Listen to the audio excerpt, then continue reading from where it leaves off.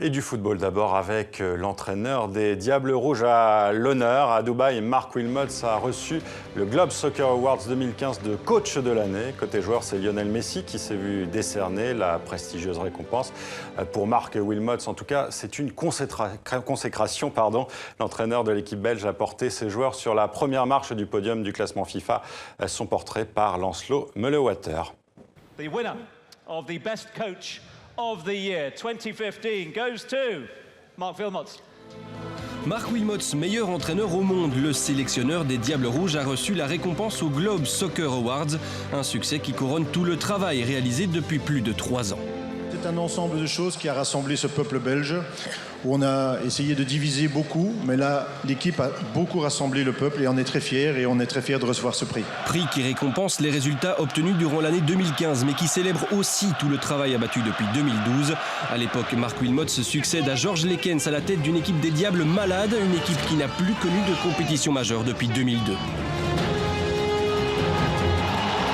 Wilmots impose son style, franc-parler, motivation, dévouement pour le maillot. Les résultats sont très vite au rendez-vous pour la génération dorée qui évolue sous ses ordres. La campagne qualificative pour la Coupe du Monde 2014 est exemplaire. Les Diables se sont trouvés une identité et des supporters. Mieux, la Belgique existe à nouveau sur la carte du football mondial.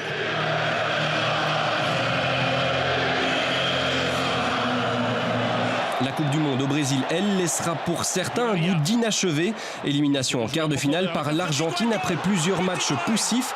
Manque de fond de jeu, choix discutable, les critiques s'abattent sur le coach national. Au contraire, Willy relance les Diables dans leurs nouveaux objectifs. Qualification pour l'Euro 2016, qualification là aussi acquise en remportant le groupe. Cerise sur le gâteau, cette première place au ranking FIFA, la Belgique termine l'année 2015 avec le titre hautement honorifique de première équipe au monde. De quoi donner toute la confiance possible aux sélectionneurs pour l'Euro 2016. Un Euro pour lequel ils rêvent de moins en moins secrètement de soulever le trophée. Et on continue de parler football belge avec vous, Rodrigo Bekens. Vous êtes journaliste sportif à la RTBF, spécialiste des Diables Rouges. Vous avez travaillé avec Mark Wilmots en commentant des matchs. Ce prix, justement, pour lui, c'est une consécration, mais c'est aussi de bon augure à quelques mois de l'Euro 2016 pour les Diables Rouges. Ah, en effet, je suis persuadé que lui préférerait l'avoir l'année prochaine, si vous voyez ce que je veux dire. C'est peut-être une forme de consécration. Je crois qu'il ne faut ni surestimer ni sous-estimer cette récompense. Ne pas la surestimer parce que c'est vrai qu'on est dans une année impaire, donc dans une année sans championnat d'Europe, sans Coupe du Monde, aussi parce qu'on peut discuter aussi sur le rôle d'un sélectionneur. C'est le cas de quelqu'un qui s'occupe de l'équipe nationale ou d'un entraîneur qui travaille au quotidien dans un club. Ce sont deux manières de travailler très différentes. Il ne faut pas non plus sous-estimer ce prix parce que Mark Wilmots a mené cette équipe de la 54e à la première place mondiale et parce que je vous invite tout simplement à prendre connaissance des noms des personnes qui composent le jury qui l'a choisi. Rodrigo Bekens, comment expliquer ce succès Wilmots ? Mais je ne crois pas que ce soit un succès uniquement Wilmots. Je crois que c'est un succès de quelqu'un qui est un meneur d'hommes, qui a réussi à unifier, à créer une ambiance dans un groupe très doué, parce que la Belgique dispose d'une génération exceptionnelle, peut-être la meilleure de son histoire. Maintenant, on a des précédents. On a eu ça il y a une quinzaine d'années avec une nation comme le Portugal qui n'a pas réussi à remporter un grand tournoi avec des formidables joueurs. La Belgique n'a toujours rien gagné, mais Wilmots a réussi à créer un groupe.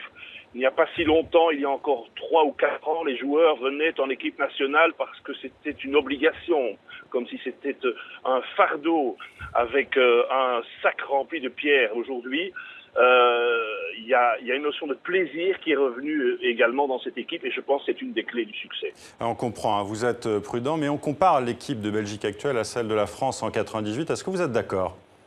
Non. Non, parce que l'équipe de France avait moins de points faibles. Je m'explique, en Belgique, il y a pour le moment 2 gros problèmes. Il reste encore 6 mois pour tenter de les résoudre.